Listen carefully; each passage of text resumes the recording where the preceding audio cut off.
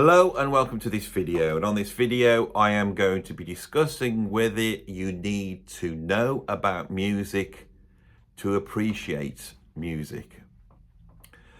This is something that's troubled me for many years. When I was a little kid, I can remember going to see Fantasia, the Disney film, which sets a whole bunch of different classical pieces of music with these cartoons. Everyone knows it, you know. And you got the Sorcerer's Apprentice and Mickey Mouse doing all the bad magic and all that bit. And in that film, there's a point where they discuss a thing called absolute music, and this is a term that has stuck with me for the rest of my life, really, and I use it as a sort of judgment. So the idea of absolute music is where you are just purely listening to the music in its almost abstract form. So if we were listening to, say, Beethoven's Pastoral Symphony, we're aware that this is depicting a pastoral scene. In fact, I once talked to a classical music expert, and they said if you go to the part of Germany where Beethoven was from, they have these very sort of quick storms that emerge and come and go. And if you listen to the Pastoral Symphony by Beethoven, it tracks that exactly. It's describing something that's in the world. A lot of music is pointing to something in the world in some way. In fact, there's an argument to say that there's no piece of music cannot do that because we are responding to our world around us. But there's a way of listening, I think, where you would listen to the music entirely for the music itself. Now, the piece of music, I think, in Fantasia that they describe as being absolute is Bach's Toccata and Fugue. If I listen to that, I have a cultural association of sort of evil genius madman in a castle somewhere playing the organ. That's what I picture, probably coming from the film The Pink Panther Strikes Again. I don't know whether Herbert Lom, once he goes completely insane, sits and plays that on his huge organ. And I apologise for using that term on a Sunday. Anyway, there's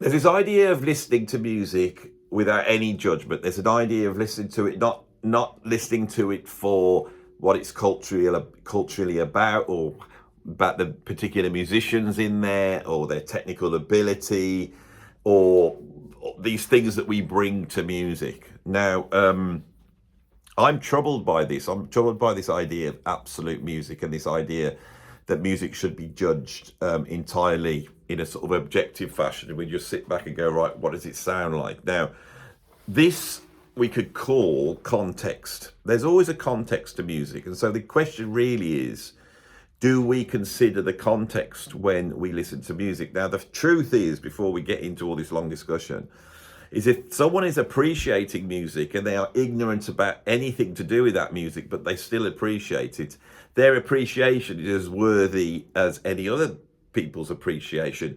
We are not discussing this to try and be some sort of elitist snobs and stand there going, look, I know all about this and you don't, and I can appreciate it better than you.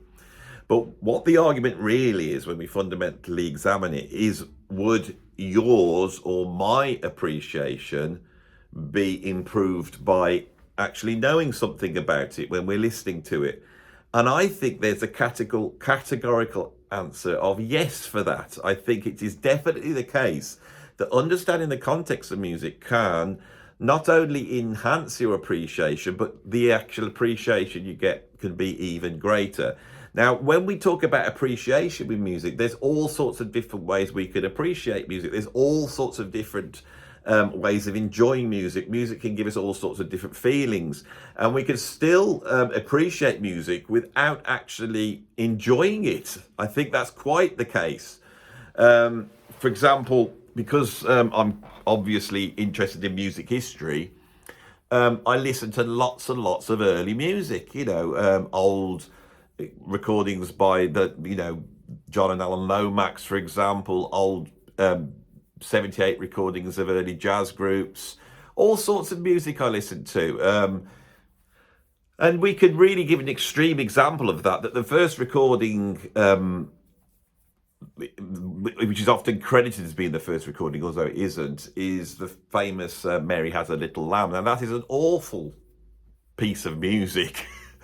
But when you listen to it, you can still appreciate it because you're aware that this is the first human recorded voice in all history.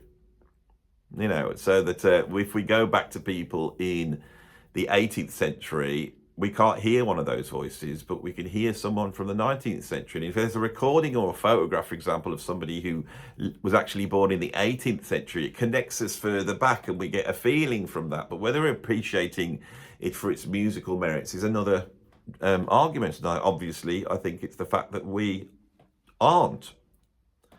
So appreciation is a multifaceted thing.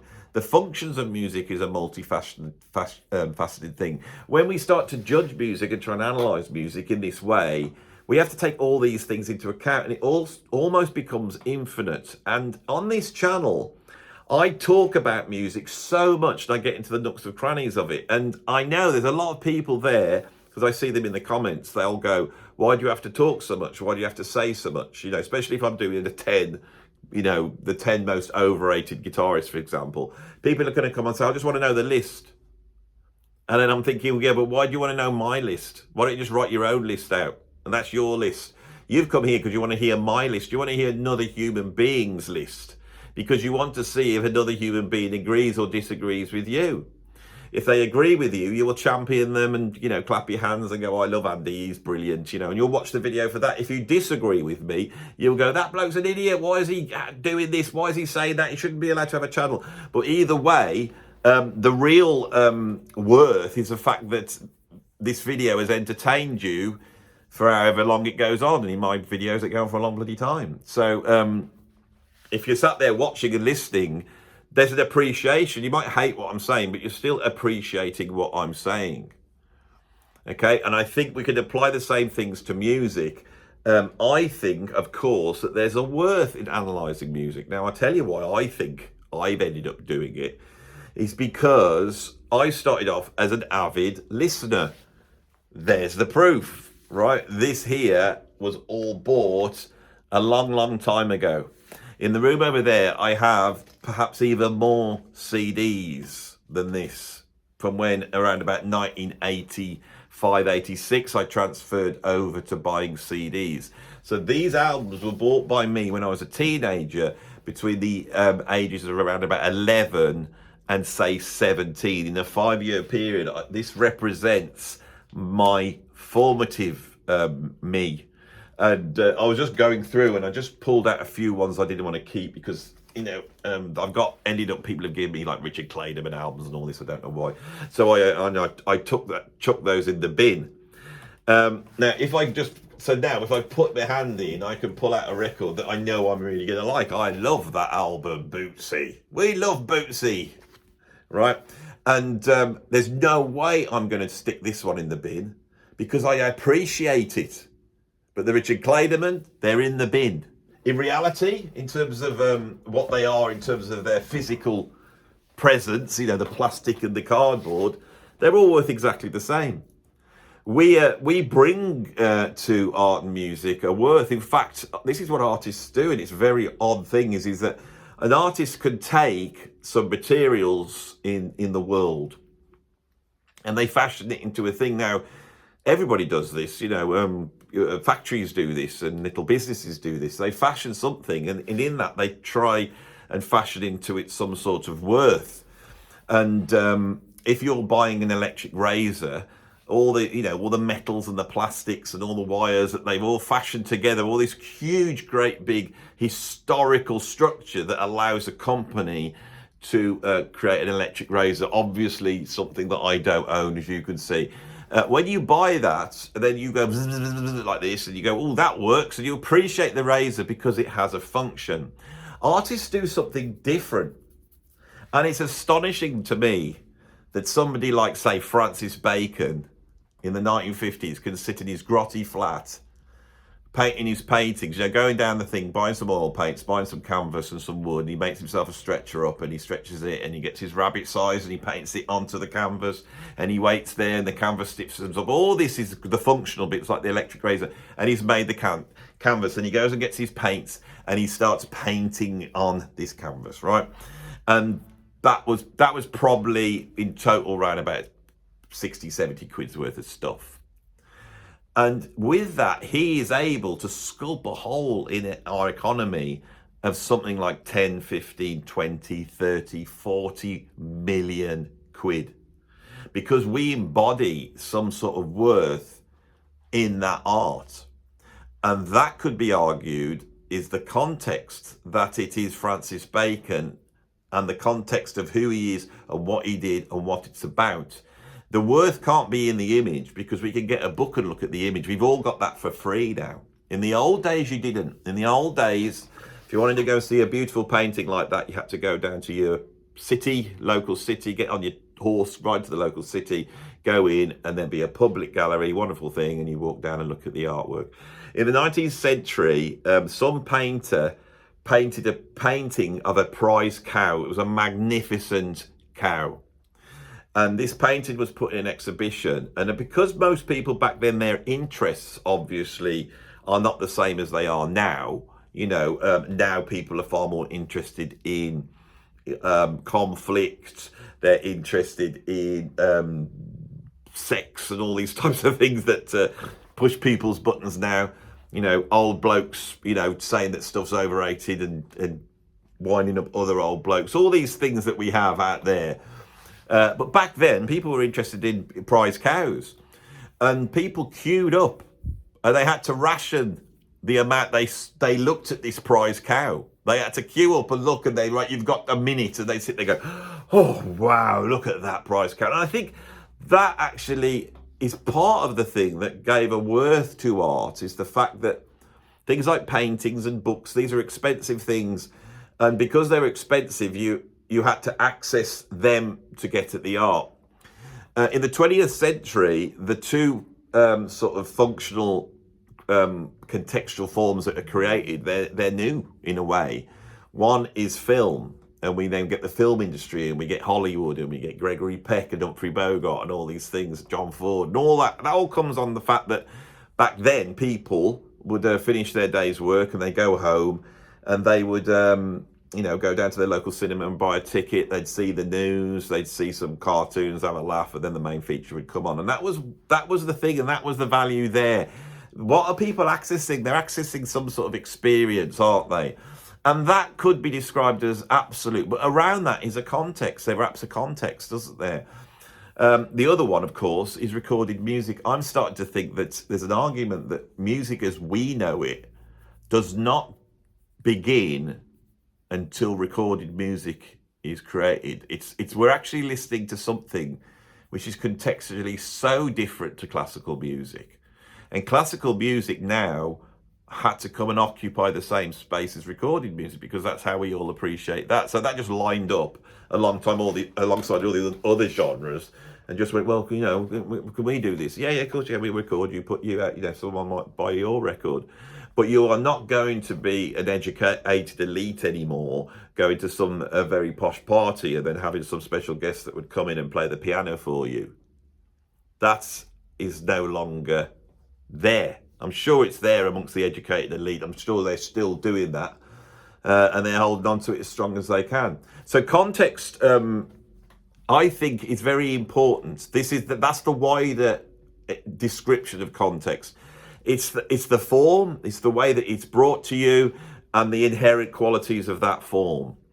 And I think when you look at a lot of cultural discourse on 20th century popular music, it really is a discussion of that vehicle that brings the music to you and the cultural context within that sits in. And so we start to get a discussion in that response about two things. This is what's really interesting, because when we look at, say, the Sex Pistols There's a context to the Sex Pistols. If you didn't have that context, you would listen to them and go, "Oh, this is some rocking stuff, you know. It's pretty rocking, it's pretty raw, it's rocking, yeah. It's like AC/DC, you know, isn't it? It's a bit like AC/DC, a bit like, you know, it's a bit like Chuck Berry, you know, and all that type of stuff." And you go, "Yeah, but there's a big difference. There's a big difference between the Sex Pistols and AC/DC, and that is the context. And the context is the personal history of the people who made that music." Right? And that how that personal history relates to your personal history. And I think, being more on the liberal side, I'm not one really for joining clubs. I'm not one for being a communitarian. I'm not one for championing groups. I see myself as an individual. I see myself as a contrarian individual. I am going to be a thorn in the side of society. That has always been my thing all the way through my life. And the Sex Pistols are the same, because of the sort of working class upbringing that then meets this sort of middle class Svengali character, and there's a tension between those things. And my argument is knowing that, does that improve your appreciation of the Sex Pistols? And I think it does. Now, I am skirted around the big contentious discussion point of this video, and I am now going to move on to that. If you have clever music, high art, difficult music, right, the listener needs to be educated. They need to be educated. And once they've got that education, that elevates them up to a higher level, right?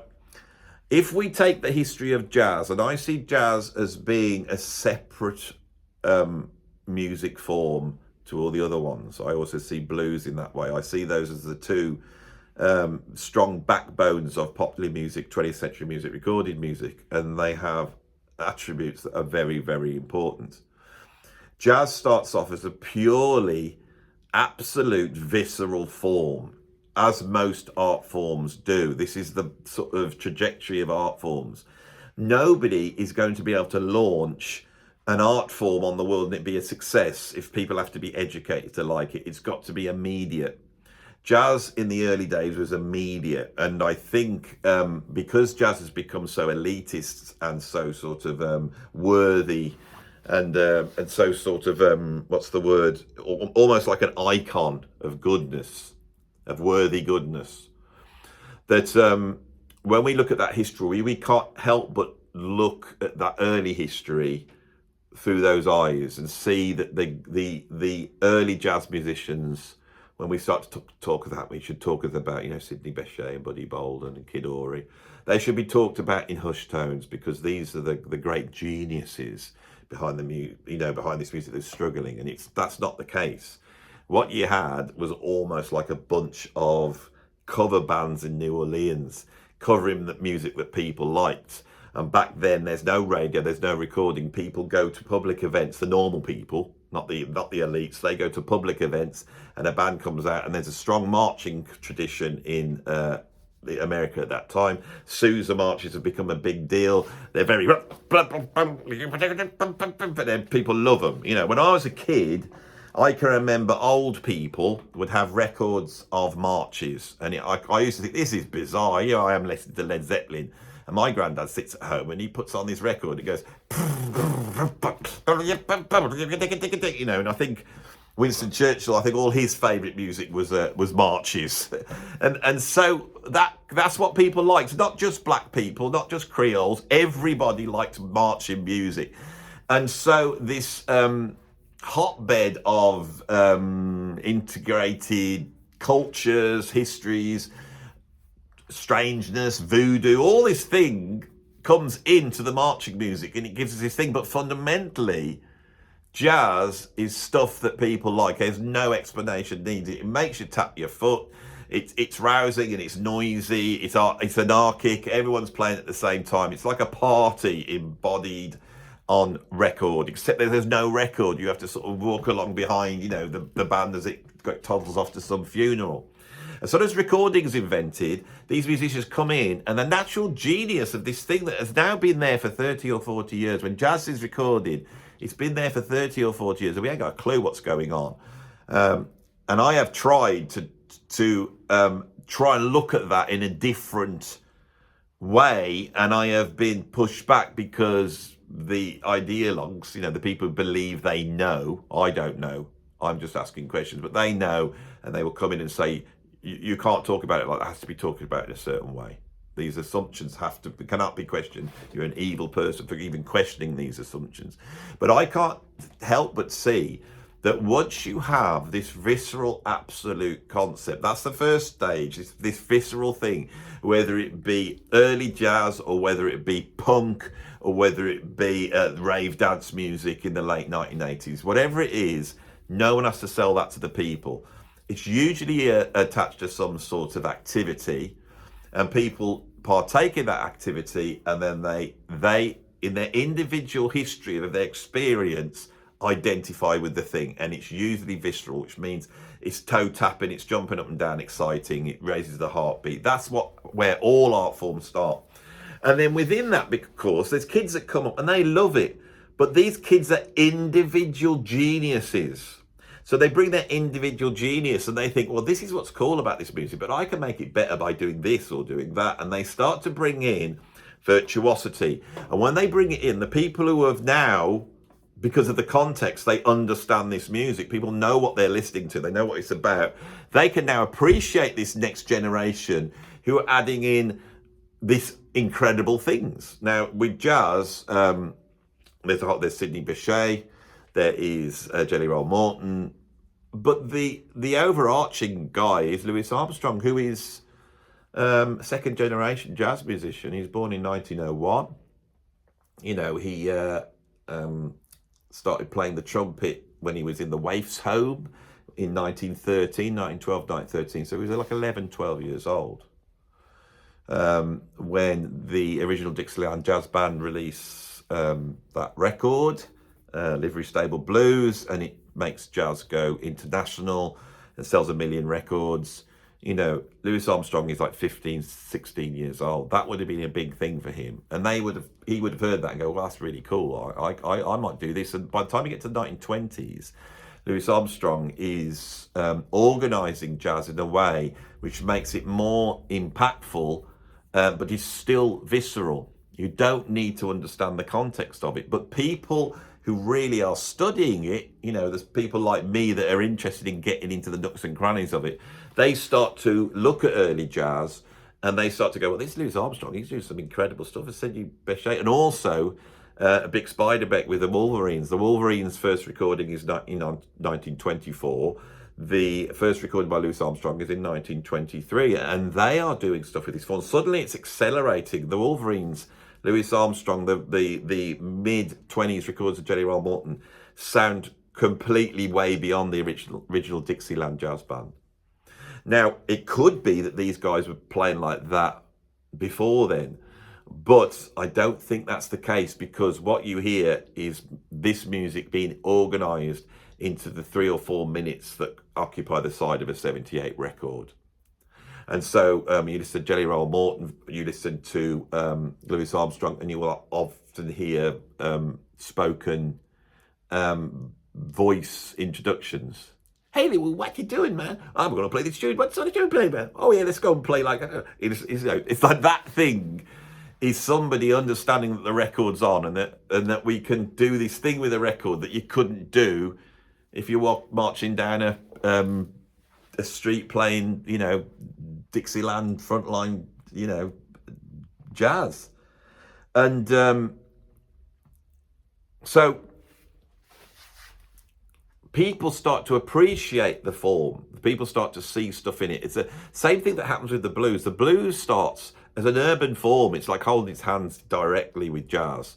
And the blues is something that's emerged. By the time we get to it being recorded, it's urban. It's groups playing it. It's got a jazz rhythm section on it. Mamie Smith's first recordings, Bessie Smith's first recordings in the 1920s, Leroy Carr.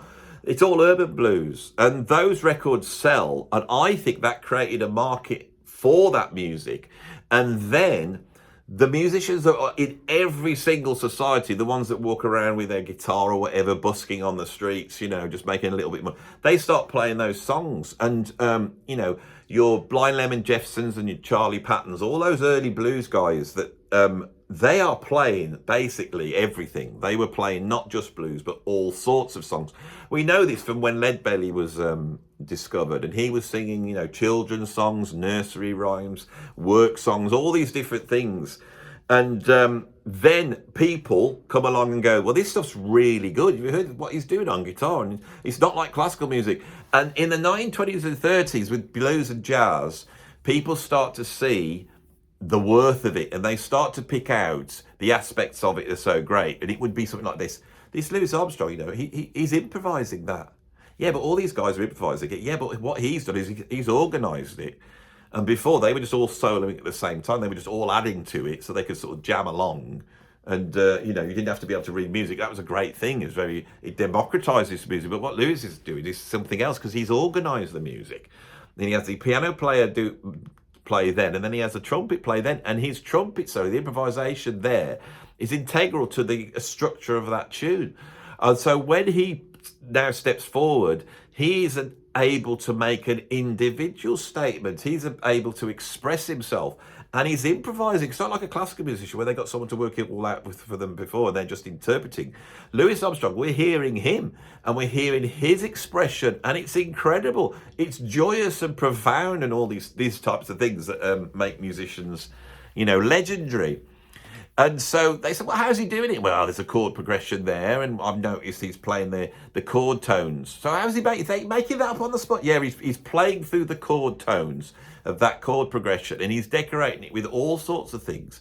It's not just sort of arpeggiated chord tones. He's also implying scales, and sometimes he's using scales that don't quite fit. And he's got blue notes and all these things that come from blues, but he's also got all these random noises that almost like express the time, express modernity. They express, cars going past, trains going past, sirens going off. All these things are really, it's quite incredible. I don't think anyone's ever done this before, The appreciation of this, of course, didn't happen in the US. It happened out in France. The first people to really intellectually appreciate jazz was the French. They set up their Hot Club of France, and then they had to get their own group.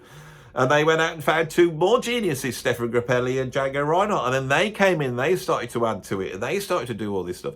By the time you get to the 1930s, the jazz has become a very tight, controlled, virtuoso form, but is still popularist. You could still go and put on a Count Basie record from the 1930s, and you don't have to be a professor of music to appreciate it.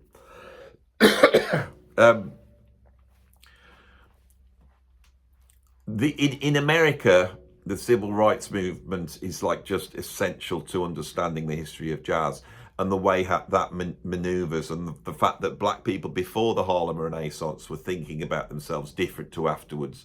And the Harlem Renaissance created a focus where people would see the incredible achievements of black people in America. And one of the things they discover are these jazz musicians, and they point to them and go, look at these jazz musicians. Now you could say, yeah, but what about Big Spiderbeck and all the white guys? Yeah, no. And so that creates a schism in jazz. But jazz itself, for it to work, also is an open arm integrationist music form.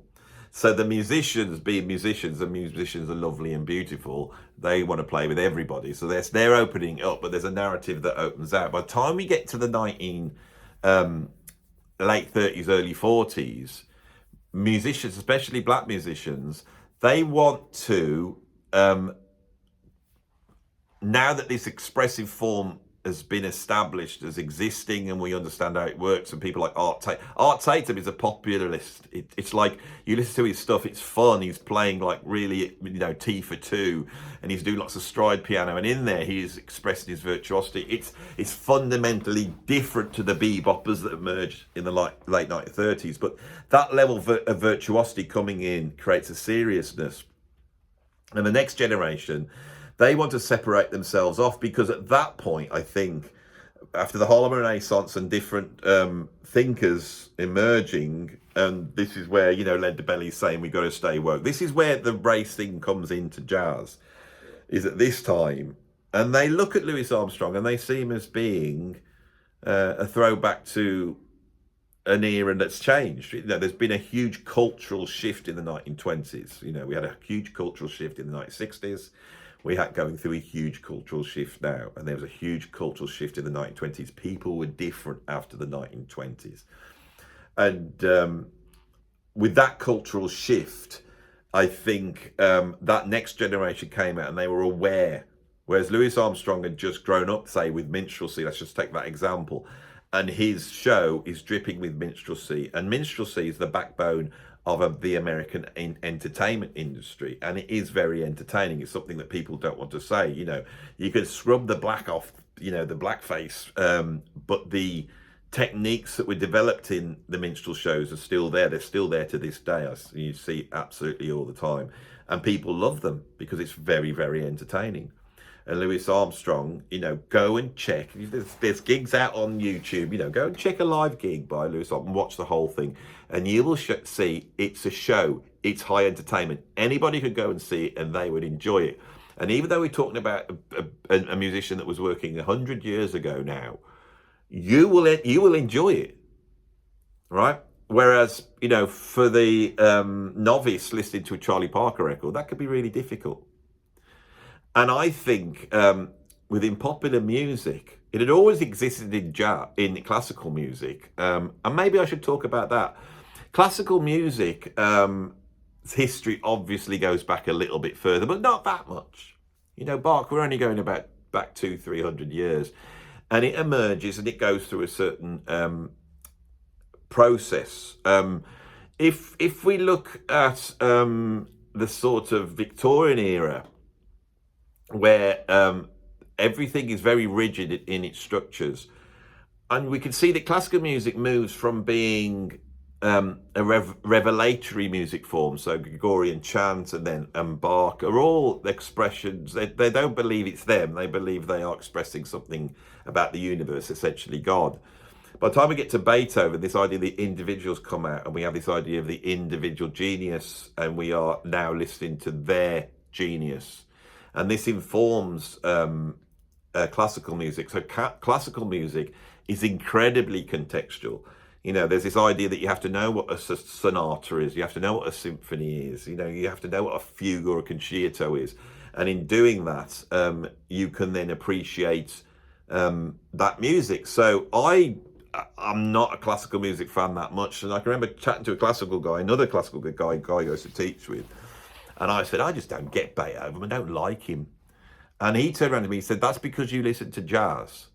He says, if you're listening to Beethoven and you understand the structure of it, you're aware that within that structure of that symphony, the Beethoven is going to move from C major to G major. And at some point, that F is going to turn into an F sharp. And I went, yeah, I don't. He said, you won't even care about it. Context. That is how people appreciate classical music. And you've got to understand culturally, that was in existence in the modernist era that's informing jazz. So jazz starts off with this sort of visceral, let's jump around, do all this stuff. But by the 1930s, we have the big bands, and the big bands are basically the jazz version of the classical unit, and everyone's now a cog in the machine, and there's the genius at the front, and that genius is informing everything that's going on. And there's a backlash towards that as well in the 1940s. So the beboppers, they established this idea that this music, the generation before, are not going to be able to play. It's going to be too hard to play. All right. The phrasing, the notes are all going to be pushed up to the max. We're going to take what Louis Armstrong's going to do, but we're going to do times 10. Faster, more intricate, and also all this stuff that smacks of minstrelsy, we are going to take out. The visceral stuff we're going to take out. So there's going to be less sound effects. There's going to be less mugging to camera. Now that this is interesting that Dizzy Gillespie, who is the sensible bebopper, right? He's the sensible genius. And you've got Charlie Parker, who is sensible, very highly intelligent people.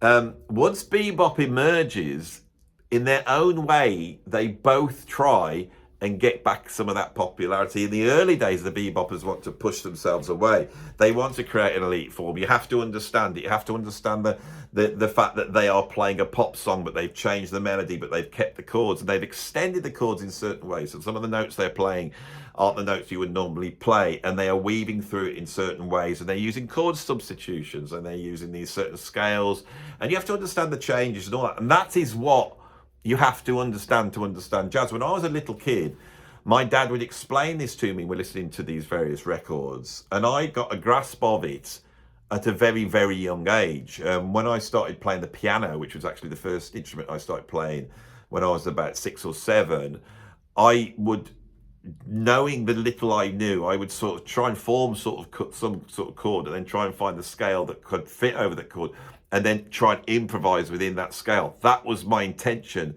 from a very young age. I understood jazz, and that's why I love jazz, because I know, I understand it. And when somebody says they hate jazz and they hate this and they hate that, I feel like going, yeah, because you don't understand it. And then I feel all elitist when I say it. Okay? And the beboppers, what's very interesting is that after the bebop era, when it first emerges, very quickly the two giants of it go off and try and become more popularistic. Charlie Parker does it by moving to the music that he loved and appreciated, which was classical music. He loved Stravinsky, he loved Ravel, and he brought in the albums Birds with Strings, which never get discussed and never get mentioned, even though they were his biggest selling albums. You know, when he was relaxing in Camarillo, which was where he went to this hospital because his addictions had got too bad, and he was trying to get over this. You know, a Charlie Parker fan came in to see him in the hospital and got him to sign the Birds with Strings album. That was the big album, and I think it's a wonderful album. And if you want to introduce someone to Charlie Parker, get them to play the Birds with Strings, because it's more accessible. The melodies are prettier, the arrangements are prettier. And what you see with Charlie Parker, he's actually moved away from all the visceral elements. His tone, his phrasing is much more cleaner. It's much more about lines. He doesn't play for effects. The blues is in there.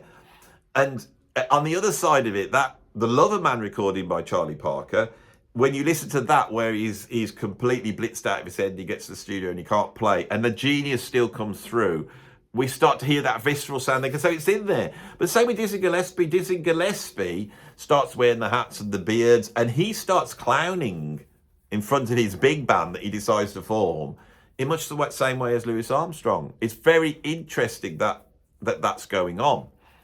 And obviously with Dizzy Gillespie, if you go and listen to Salt Peanuts or something like that, that's far more accessible than some of the bebop stuff. So you can see that the art form emerges in that way, and it emerges and it becomes much more esoteric, and it becomes much more unapproachable. By the 1960s, that civil rights momentum that's in jazz has advanced to such a point that they are pushing music to extremes that virtually nobody in the general public is going to be able to appreciate, which is the free jazz stuff. And within that is a direct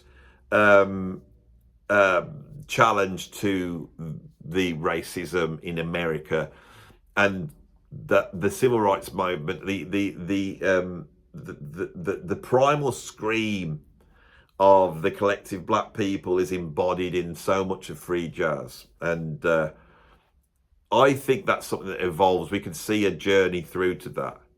And what's interesting is what comes out of free jazz is the fusion. It's the jazz rock. The free jazz allows in the end the musicians to improvise more viscerally, and so rock musicians were able to get on board. No, there was going to be no fusion of bebop and jazz rock. What's interesting and jazz and rock. Sorry, need to get there.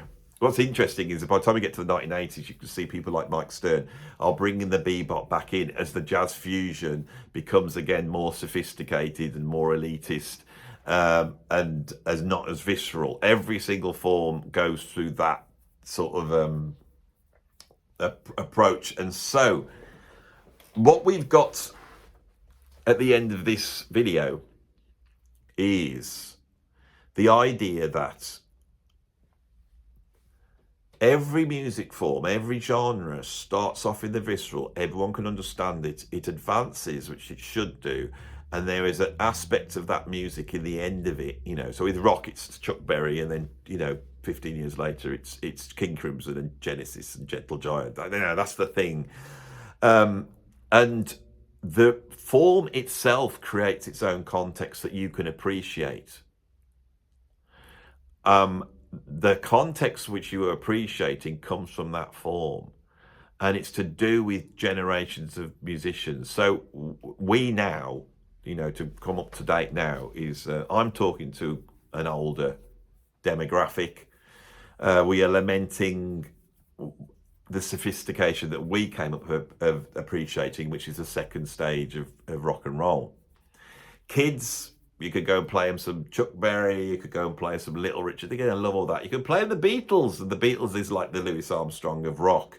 And they will love that because the entertainment's still there. But once you start to play kids, Gentle Giant or Can or any of these bands, it's like now you're trying to start to push it, and you have to bring some understanding to it. I think the answer is, at the end of this, is that your appreciation can be improved by having an education and understanding the context. And understanding the context is understanding the cultural context, but also understanding the technical and theoretical context of that music. I think people come to this channel because they like to hear me talk, and those people like to hear me talk. And then when they hear me talk, it fires them up about the music, because you all love music and you hear me talk about music. And I realized this many years ago when I became a music teacher, that I realized that the problem of learning an instrument is one of motivation. And motivation is the key to learning the instrument. So when you give someone a lesson on that first day, what you've got to do is you've got to give them something that they walk away with, and they go, oh my God, if I can nail this, and I think I can, I will be able to make something that sounds like music. That's basically what you do on a first lesson, and that's highly motivating. And so in thinking about it and studying about it and reading about it, I realized that the listening to music is very motivational for that, because that's what usually brings someone to wanting to jump from becoming the listener to the performer in some way. And those who want to make that jump, they have to traverse a certain area to get to the other side. In traversing that area, the knowledge that they acquire in doing that will actually change their appreciation of music. So then we have inside this is music that musicians appreciate because of the work that they've done. So for example, I've taught drums for years and years. Someone comes and say, I want to learn drums. You start working on the drum parts. After about 2 weeks, they come back and goes, oh, it's really weird, Andy. Every record on the radio, I put the radio on, I can hear the drum parts. And they're doing what you're saying, but their ears changed. They're focusing in on a certain aspect rather than just listening to the whole or listen to the singer and just seeing it as backing, right? I think the answer to all of this is we should never see anyone as being better or worse just because because of their own personal history. And that's what we have to take cultural context at, because the idea that everything is culturally constructed is wrong, and it is fundamentally evil, right? I believe it's one of the great evils of humanity, is not considering the individual and what they bring to themselves.